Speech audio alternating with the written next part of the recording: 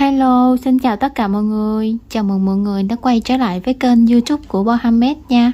Hôm nay Bo sẽ hướng dẫn cho mọi người cách móc một bé nắm đội mũ gà con như vậy nha. Mọi người sẽ chuẩn bị cho mình len màu trắng, len màu đỏ. Kim móc mình sử dụng kim móc 2.5mm nha. Kim khâu len, kim đánh dấu, kéo cắt len, 2 cặp mắc 4mm và một ít bông gòn bi để mình nhồi túi nha. Và bây giờ mình sẽ vào hướng dẫn chi tiết nha. Đầu tiên mình sẽ sử dụng len màu trắng để làm cái phần mũ nha. Mọi người sẽ tạo cho mình một cái vòng tròn ma thuật. Sử dụng kim 2.5mm nha. Móc lên một mũi móc xích. Móc vào cái vòng tròn này 6 mũi móc đơn nha. 1 2 3 4 5 6. Sau đó kéo khít cái vòng tròn này lại, trượt mũi vào chân mũi đầu tiên.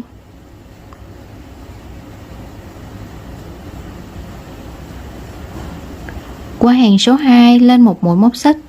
Hàng số 2 thì mình sẽ móc là 6V, mỗi chân móc sẽ là 2 mũi móc đơn chung chân.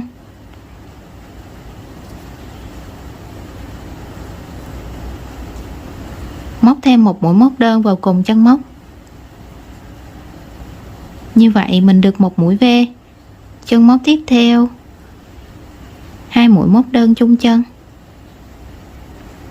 Chân móc tiếp theo 2 mũi móc đơn chung chân. Chân móc tiếp theo 2 mũi móc đơn chung chân. Chân móc tiếp theo 2 mũi móc đơn chung chân. Chân móc tiếp theo 2 mũi móc đơn chung chân. Sau khi móc xong hàng số 2 thì mình sẽ có 12 mũi móc đơn nha, trượt mũi vào chân mũi đầu tiên luôn. Qua hàng số 3 lên một mũi móc xích. Hàng số 3 thì mình sẽ móc là 1x 1V. Mũi x sẽ là mũi móc đơn nha. 1x nè, đánh dấu lại. Chân móc tiếp theo 1V. Mũi V sẽ là 2 mũi móc đơn chung chân. Chân móc tiếp theo 1x. Chân móc tiếp theo 1V. Chân móc tiếp theo 1x. Chân móc tiếp theo 1V.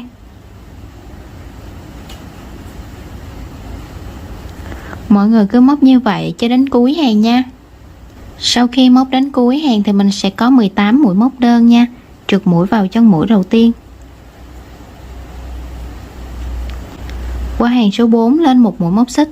Hàng số 4 thì mình sẽ móc là 2x 1V, nhưng mình sẽ tản mũi ra, mình sẽ móc là 1x 1V 1x nha. Đây là 1x, mình đánh dấu lại. Chân móc tiếp theo 1V. Chân móc tiếp theo 1x. Như vậy là mình được một cụm 1x 1V 1x nha. Cụm tiếp theo 1x 1V 1x. Cụm tiếp theo 1x 1V 1x. Mọi người cứ móc như vậy cho đến cuối hàng nha. Sau khi móc đến cuối hàng thì mình sẽ có 24 mũi móc đơn nha, trượt mũi vào chân mũi đầu tiên.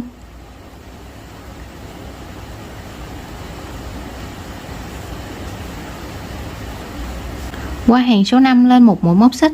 Hàng số 5 và hàng số 6 mỗi chân móc sẽ là một mũi móc đơn nha. Tổng cũng sẽ có 24 mũi móc đơn cho mỗi hàng nha. 1 nè, mình đánh dấu lại nha.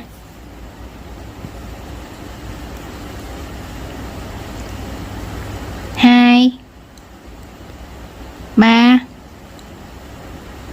4 5 6 7 8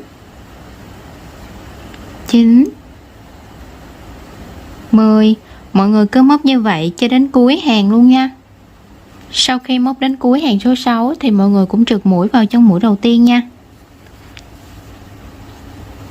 Chỗ mình đang mưa nên là nó hơi đè đè một tí, mọi người thông cảm nha. Qua hàng số 7 lên một mũi móc xích. Hàng số 7 thì mình sẽ móc là 3x1v. Mình sẽ móc vào cái cạnh ngoài của nó thôi nha. Đây cái mũi móc của mình có 2 cạnh nè, thì mình sẽ móc vào cái cạnh phía ngoài này thôi.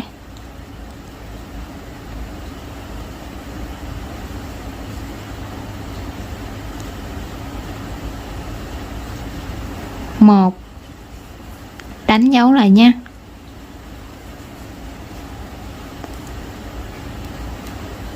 2, 3, 1v.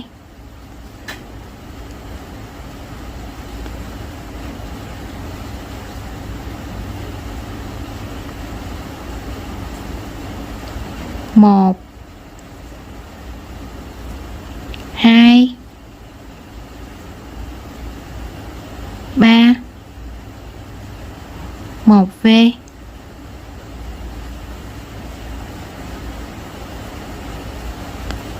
1, 2, 3, 1v. Mọi người cứ móc như vậy cho đến cuối hàng nha. Sau khi móc đến cuối hàng thì mình sẽ có 30 mũi móc đơn nha. Trượt mũi vào chân mũi đầu tiên. Qua hàng số 8 lên một mũi móc xích. Hàng số 8 thì mình sẽ móc là 4x1v, nhưng mình sẽ tản mũi ra nha. Mình sẽ móc là 2x1v 2x. Đánh dấu là cái mũi đầu tiên. 2, 1v.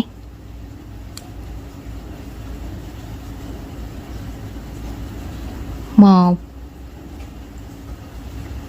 2. Như vậy là mình được một cụm 2x 1v 2x nha. Cụm tiếp theo 1, 2, 1v.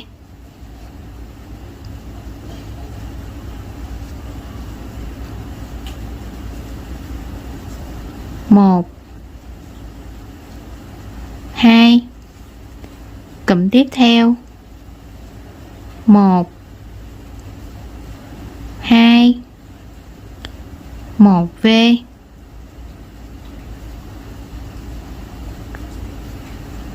1, 2. Mọi người cứ móc như vậy cho đến cuối hàng nha. Sau khi móc đến cuối hàng thì mình sẽ có 36 mũi móc đơn nha. Trượt mũi vào chân mũi đầu tiên để kết thúc hàng. Kéo len ra cắt len luôn nha.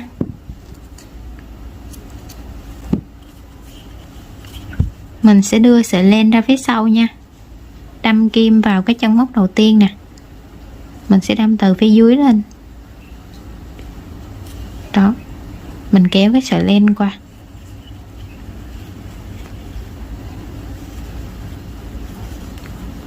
Sau đó mọi người sẽ dùng kim khâu để mình giấu sợi đi nha.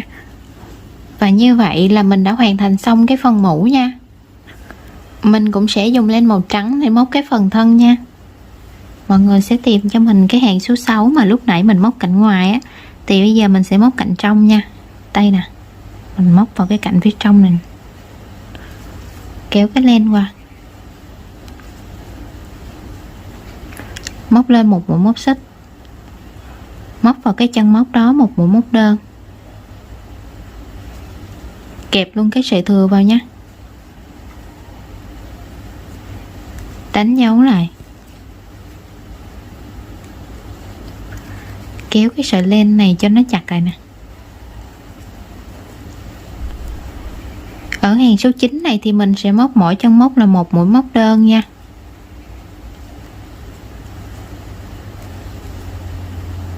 Tổng cũng sẽ có 24 mũi móc đơn cho mỗi hàng nha. Cứ mỗi chân móc mình sẽ móc một mũi móc đơn, kẹp luôn cái sợi thừa vào. Móc tầm 4-5 mũi thì mình không cần kẹp theo sợi thừa nữa đâu nha.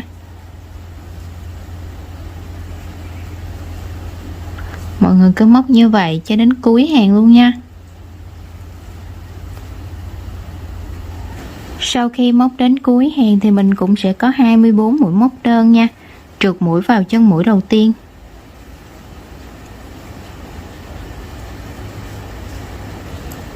Qua hàng số 10 lên một mũi móc xích. Hàng số 10 và hàng số 11 mỗi chân móc sẽ là một mũi móc đơn nha. Tổng cũng sẽ có 24 mũi móc đơn cho mỗi hàng nha. 1 nè, mình sẽ đánh dấu lại.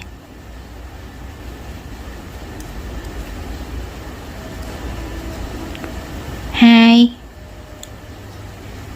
3 4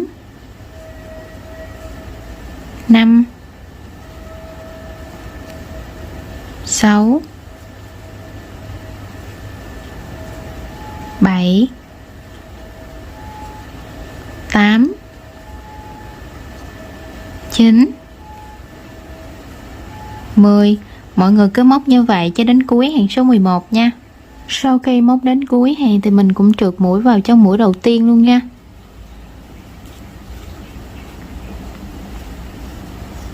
Qua hàng số 12 lên một mũi móc xích. Hàng số 12 7 chân móc đầu tiên mỗi chân móc một mũi móc đơn.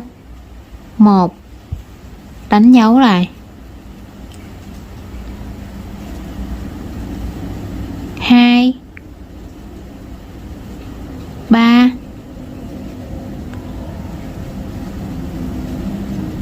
4 5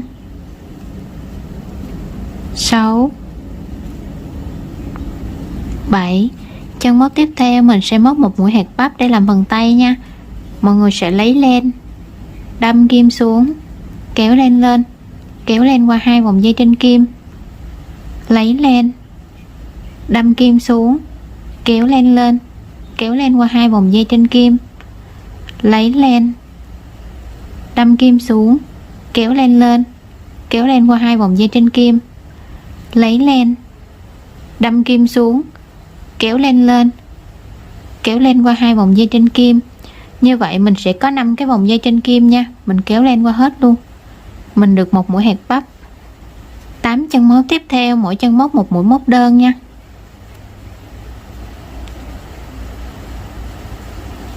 1 2 3 4 5 6 7 8. Chân móc tiếp theo mình sẽ móc một mũi hạt bắp. Mọi người cũng lấy len, đâm kim xuống, kéo len lên, kéo len qua 2 vòng dây trên kim, lấy len, đâm kim xuống, kéo len lên, kéo len qua 2 vòng dây trên kim, lấy len, đâm kim xuống, kéo len lên, kéo len qua 2 vòng dây trên kim, lấy len, đâm kim xuống, kéo len lên, kéo len qua 2 vòng dây trên kim. Như vậy mình sẽ có 5 cái vòng dây trên kim nha. Mình kéo len qua hết luôn. Các chân móc còn lại mỗi chân móc một mũi móc đơn nha. 1 2 3 4 5 6 7. Trượt mũi vào chân mũi đầu tiên. Qua hàng số 13 lên một mũi móc xích. Hàng số 13 và hàng số 14 mỗi chân móc một mũi móc đơn nha. Tổng cũng sẽ có 24 mũi móc đơn cho mỗi hàng nha. 1, đánh dấu lại. 2 3 4 5 6 7 8 9 10. Mọi người cứ móc như vậy cho đến cuối hàng số 14 nha. Sau khi móc đến cuối hàng thì mình cũng trượt mũi vào chân mũi đầu tiên nha.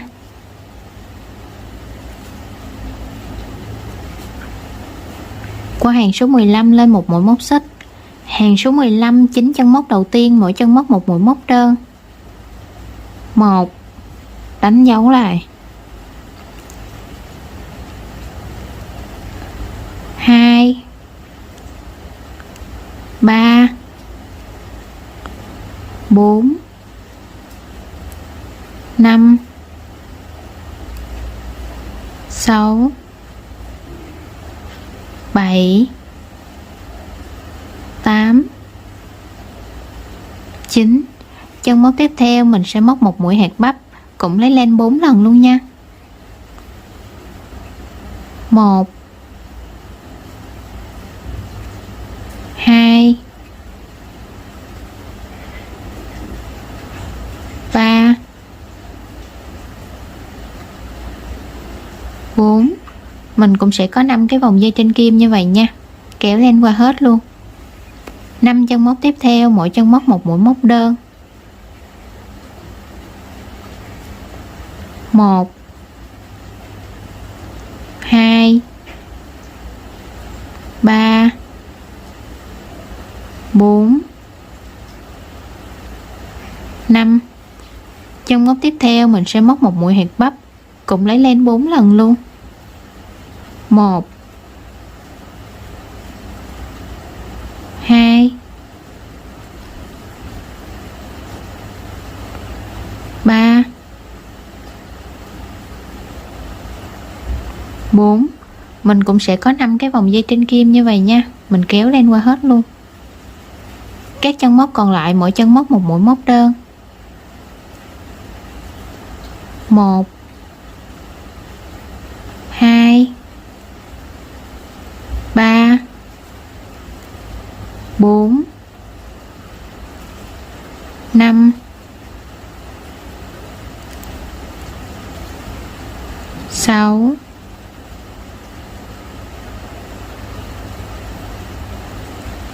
7, 8. Trượt mũi vào chân mũi đầu tiên.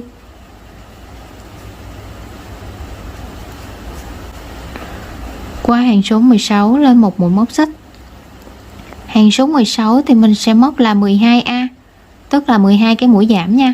Mũi giảm thì mình sẽ móc vào cái cạnh ngoài của nó thôi nha.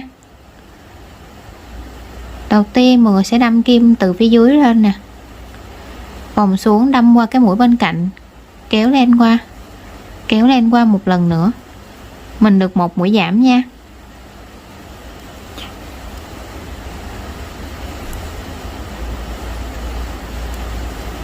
Hai,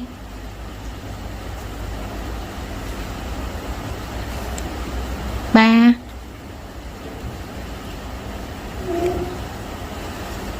4,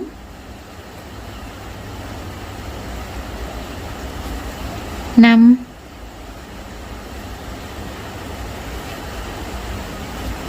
6. Mọi người cứ móc như vậy cho đến cuối hàng luôn nha. Sau khi móc đến cuối hàng thì mình sẽ còn được 12 mũi móc đơn nha. Trượt mũi vào chân mũi đầu tiên, lên một mũi móc xích, kéo len lên, mình tiến hành nhồi gòn vào luôn nha.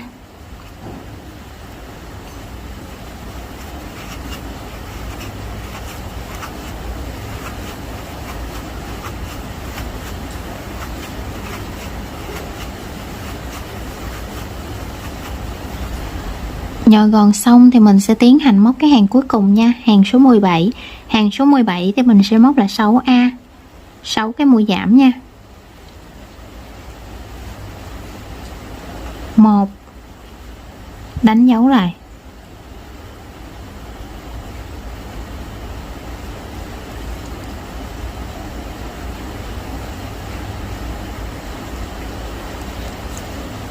2,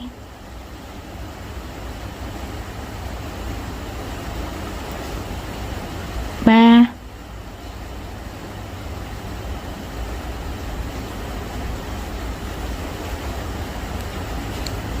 4,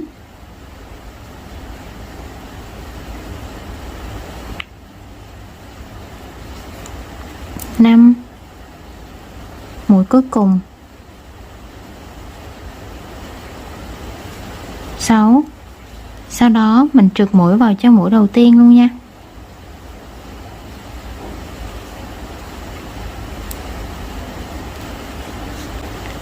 Kéo len ra, chừa một đoạn dài để mình khâu nha.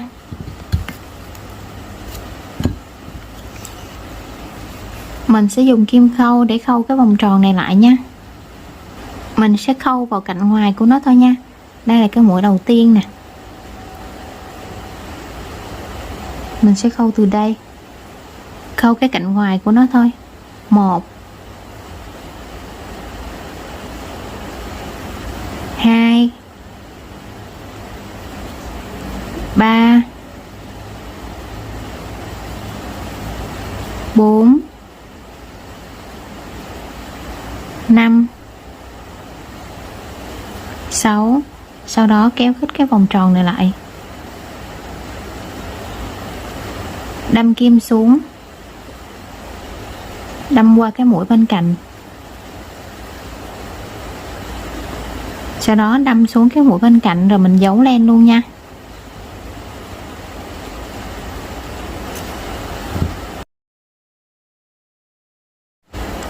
Như vậy là mình đã làm xong phần thân của bé nấm rồi nha. Bây giờ mình sẽ hướng dẫn cho mọi người gắn mắt nha. Mắt thì mình sẽ gắn giữa hàng 11 và 12. Đây là hàng số 9 nè, 10, 11, 12. Giữa hàng 11 và 12 sẽ là hàng này nha. Mình sẽ gắn ở đây. Hai mắt sẽ cách nhau 4 mũi móc. 1, 2, 3, 4. Mình sẽ gắn vào đây và đây nha. Đây là mình đã gắn mắt xong nha. Mình sẽ dùng len màu đỏ để móc cái phần màu gà nha. Mọi người sẽ đếm xuống cho mình hàng thứ hai nè. 1, 2. Mình sẽ đâm kim vào đây nha. Đâm lên phía trên nè. Xong kéo cái sợi len qua.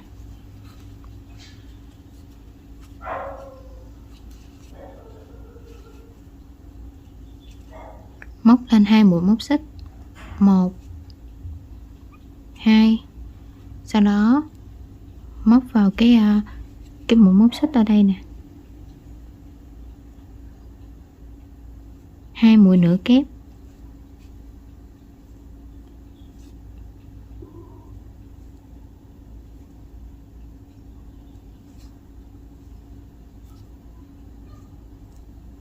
Sau đó lên 2 mũi móc xích. Trượt mũi vào cái chân móc đó luôn.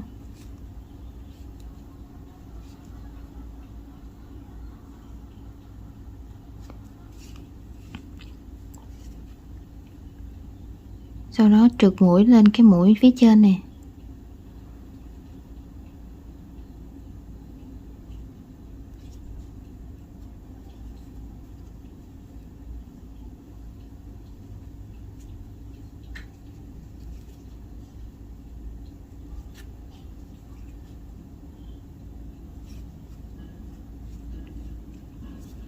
Móc lên 1 mũi móc xích. Móc vào cái chân móc đó 2 mũi móc đơn.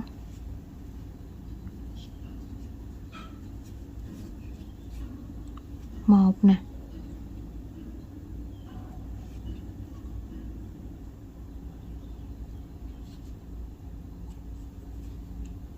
2. Sau đó móc lên 1 mũi móc xích. Trượt mũi vào cái chân móc này luôn.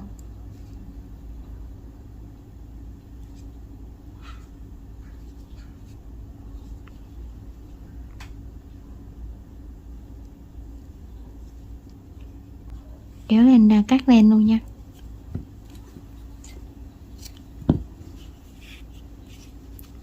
Mình sẽ dùng kim khâu để mình giấu sợi đi nha. Như vậy là mình đã làm xong cái phần màu gà nhé.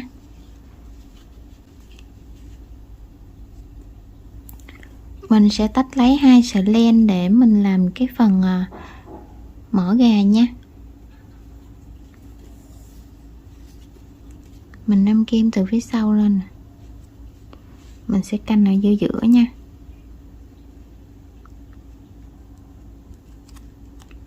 Mình sẽ thêu miệng gà ở giữa hàng số 5 và số 6 nha. Chừa một đoạn để chút nữa mình giấu sợi.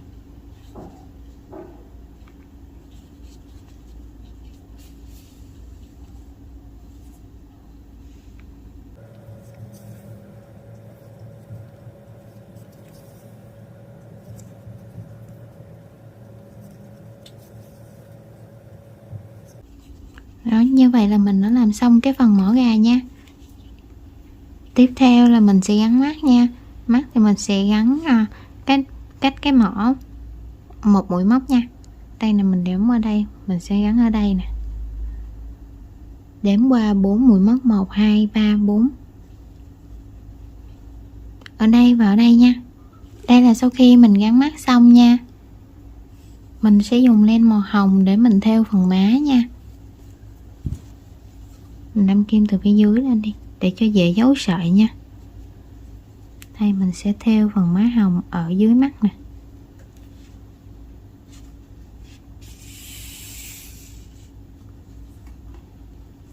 Ngang qua một ô thôi nha. Ngang qua một mũi móc. Bên đây cũng tương tự luôn.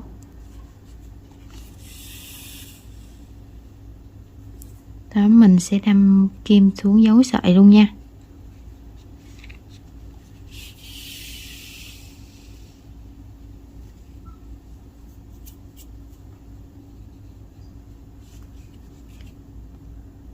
Như vậy mình đã hoàn thành xong bé nấm đợi mũ gà con rồi nha. Và video của mình cũng xin kết thúc tại đây nha. Nếu mọi người thấy hay hãy cho mình xin một like, một share và một subscribe nha. Hẹn gặp lại mọi người ở các video tiếp theo nha. Bye bye mọi người.